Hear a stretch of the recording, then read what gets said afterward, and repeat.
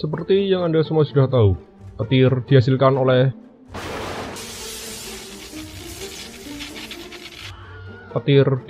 oleh awan cumulonimbus. Awan terbentuk dari kondensasi uap air hasil penguapan di atmosfer dengan volume besar, yang naik ke atmosfer karena pergerakan udara yang dipanaskan oleh matahari. Ya, Anda semua sudah tahulah.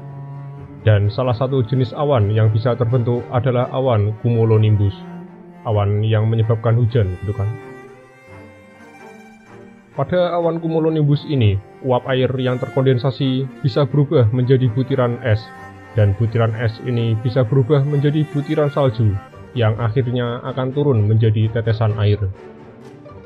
Pergerakan naik udara yang dipanaskan dari permukaan tanah, dan pergerakan turun udara yang didinginkan dari atmosfer, di mana butiran es akan bergerak naik, dan butiran salju akan bergerak turun. Mereka akan teraduk di dalam awan dan bertabrakan dengan satu sama lain, yang bisa menyebabkan perpindahan elektron dari butiran es ke butiran salju.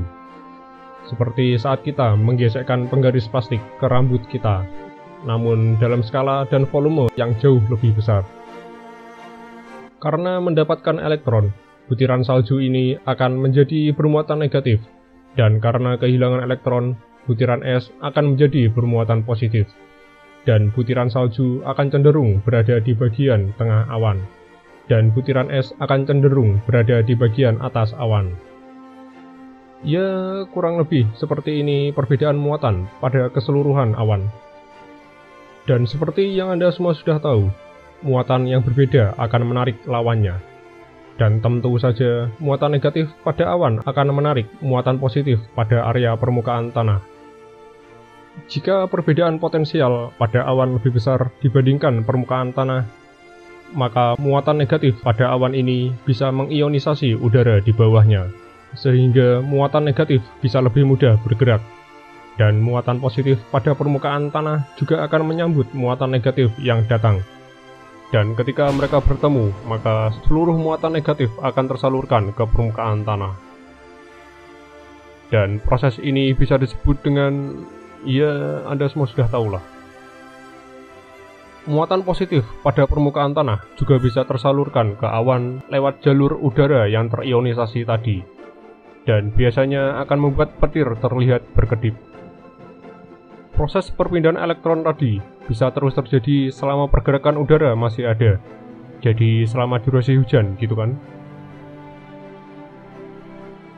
Penyaluran muatan listrik juga bisa terjadi pada area awan ini sendiri, dan biasanya ini adalah yang menyebabkan suara gemuruh petir yang sering kita dengar dari awan. Setelah saya cari tahu lagi, muatan positif yang berkumpul di atas awan juga bisa memulai petir, di mana muatan pada area ini akan bergerak menuju area permukaan tanah yang mempunyai muatan negatif.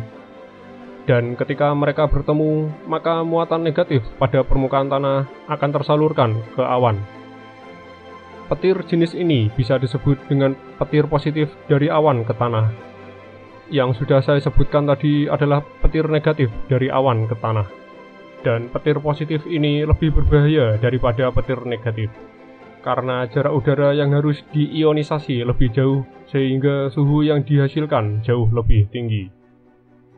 Tapi kebanyakan petir yang menyambar adalah petir negatif, dan 5% petir yang menyambar adalah petir positif. Tapi ini tidak akan merubah fakta jika Anda tersambar petir, kemungkinan besar Anda akan wafat. Dan ya, karena video ini cuma rangkuman, kalau saya ada salahnya